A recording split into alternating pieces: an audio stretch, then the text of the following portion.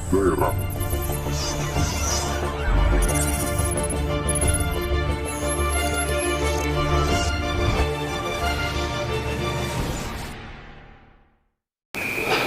Waqala lan ngendika sapa kanjeng Nabi li sahibi kanggo sing duweni bair, inna sa'tune bair iku istaka mengeluhkan sapa bair annaka sing satune sira iku tuji gawe ngelih sapa sira ing bair watut ibuhu lan bangetake kerja sapa sira ing bair to angratake ing hadis sapa Abu Dawud Imam Abu Dawud wasajadalan sujud lahu ketua Nabi sapa apa ba'irani dua ekor unta ajaza kang apa sapa sahibuhuma kang duweni ba'irani anhuma saking ba'irani, termasuk dari khosais atau kelebihan baginda Nabi SAW dalam peristiwa yang lain. Kemarin kan ada peristiwa di mana unta mengeluhkan keadaannya kepada baginda Rasulullah Sallallahu Alaihi Wasallam. Ini pun sama. Jadi unta itu ada beliau lewat, ada unta sedang bekerja.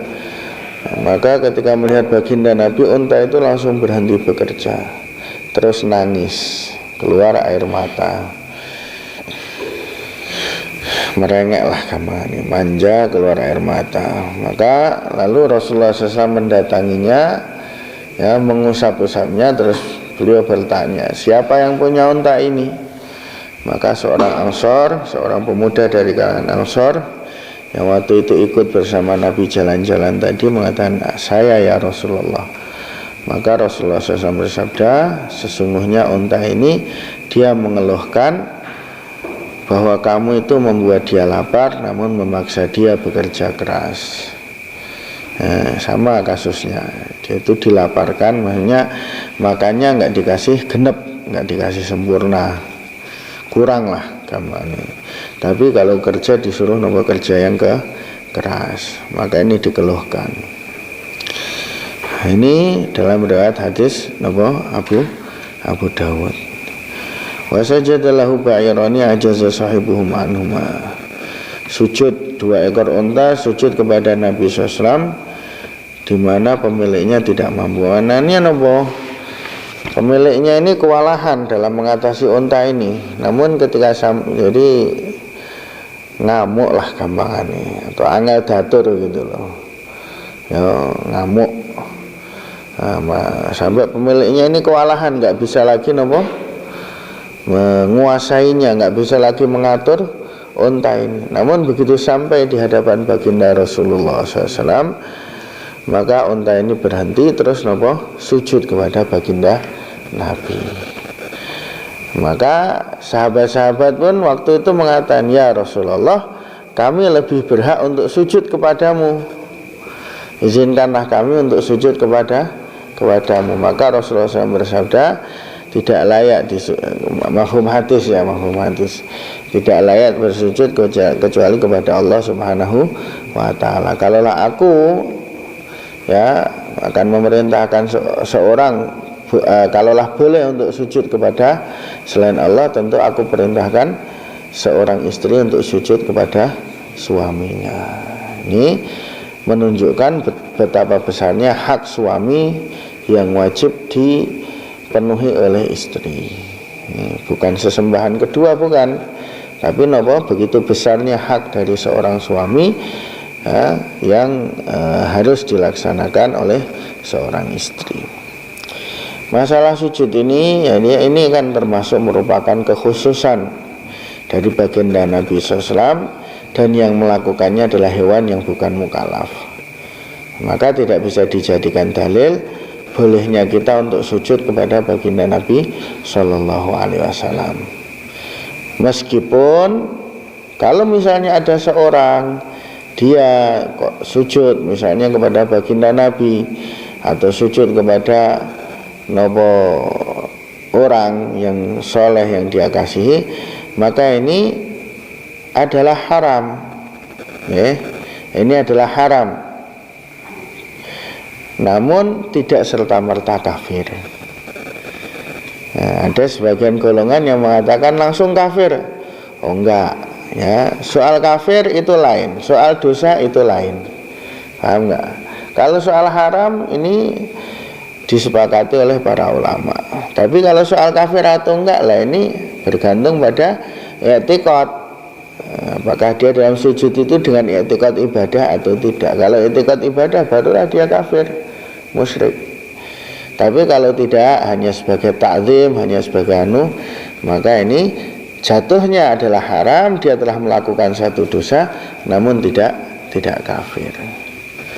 Adapun dalam ayat-ayat Al-Qur'an dan lain sebagainya yang menceritakan tentang, ya kan, seperti saudaranya Nabi Yusuf sujud pada Nabi Yusuf, ya kan?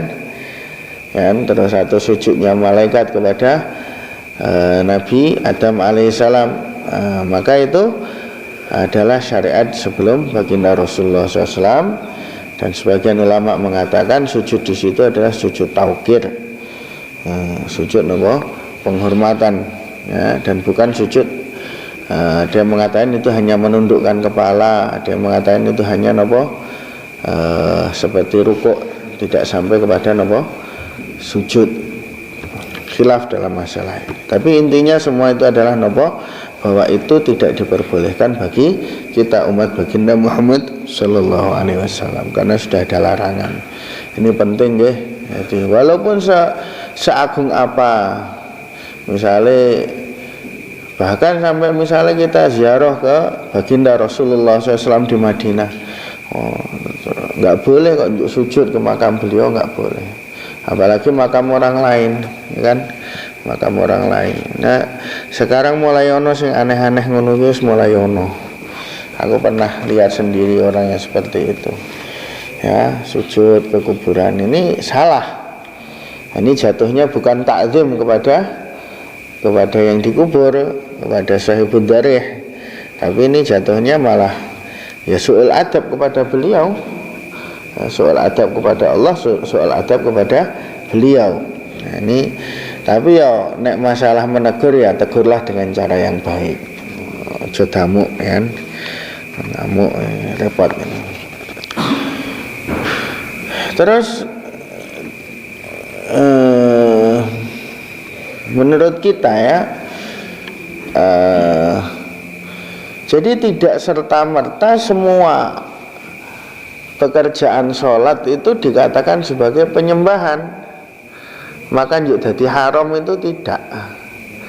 Karena ada sebagian golongan yang mengatakan tasyabuh bi fi'li sholat di selain sholat itu hukumnya haram. Maka berdiri tegak misalnya sambil tangannya rada sedekep ngono nang ngarep wong iku haram katanya. Kenapa? Karena itu ada tasyabuh bi fi'li sholat. Nah kita yang enggak. Enggak ada koset kok. Ya. Ini ada koset, nah itu baru masalah. Ya. Ada koset itu baru masalah. Tapi kalau enggak ada koset, ini namanya orang berdiri ya berdiri biasa toh. Ya. Sampai ada yang mengharamkan misalnya ini termasuk kaitannya karo apa? Mencium tangan. Dikatakan mencium tangan itu haram. Kenapa? Karena dari ini kita kan agak nunduk sedikit seperti orang yang ruku. Katanya tasyabuh birruku itu lah ya lain toh. Ruku itu sudah ada kaifiahnya sendiri, ada caranya sendiri, ada batas-batasnya sendiri. Ini kan ya namanya mau nyium tangan ya mesti rada ndingkluk sithik toh. Ya. Ada anak bayi di depan kamu pengen menciumnya, caranya piye? Ya kamu turun kan, ya enggak? Nek dibopong mesti gelem ya kan? Ya, artinya enggak semua kan terus diartikan wah ini tasyabuh, ini rukuk pada makhluk haram hukumnya kafir mas. Enggak begitu. Konteksnya berbeda-beda. Semuanya sudah ada batasnya masing-masing. Maka mengerjakan yang walaupun njuk ketoke kaya wong rukuk. Ya ora apa-apa. Maksudnya dudu rukuk kok.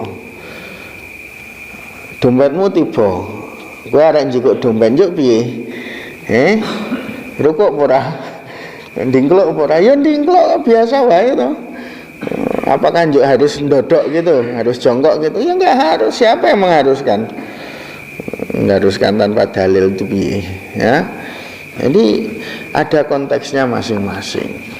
Nah, kecuali memang dia bermaksud ini sebagai takzim, bahkan ini sebagai ta'abbud. Nah, ini baru masalah, bisa jadi kafir, bisa jadi haram, bahkan bisa jadi kafir.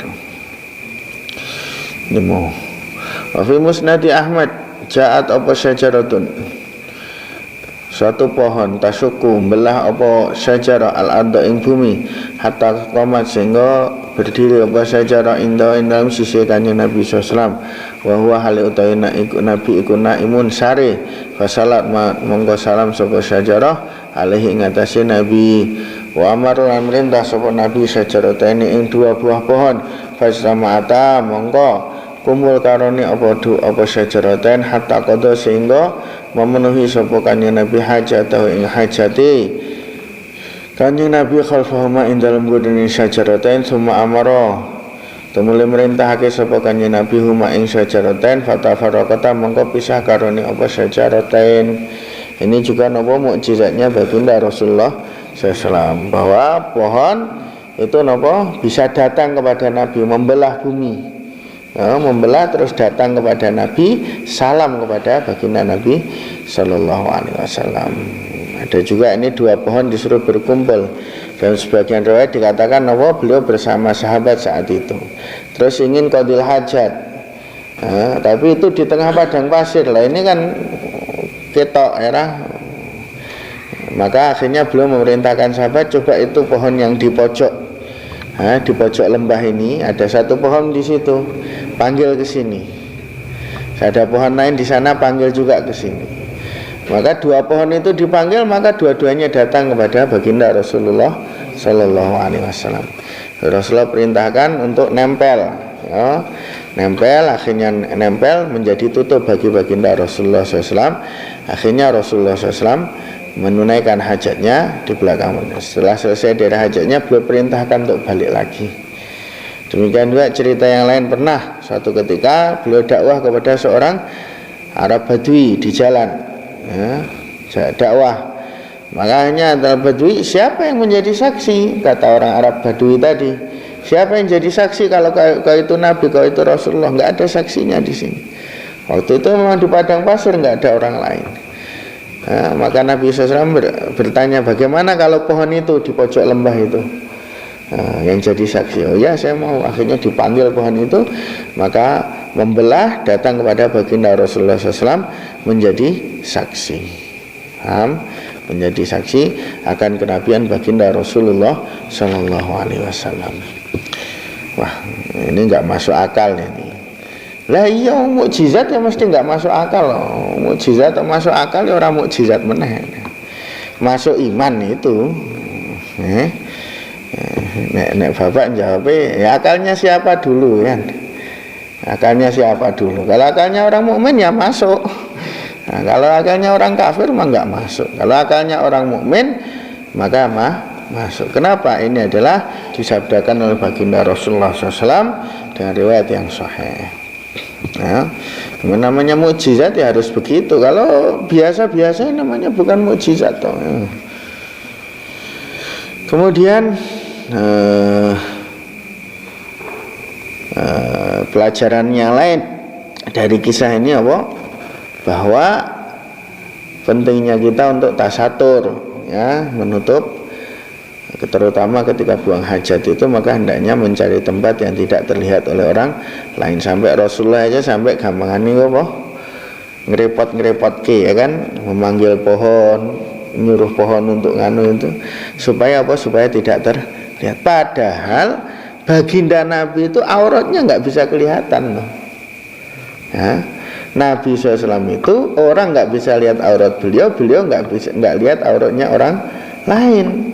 Nabi itu, ya, kan apa? Sayyidah Aisyah mengatakan, mara'aitu minhu wala ra'a minni, ya kan? Aku tidak pernah melihat auratnya Rasulullah SAW.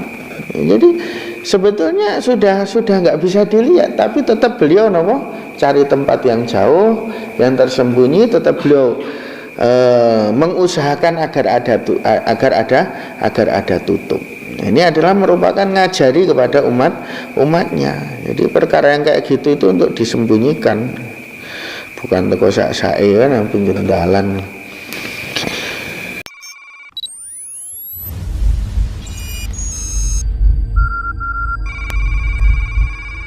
Tiap daerah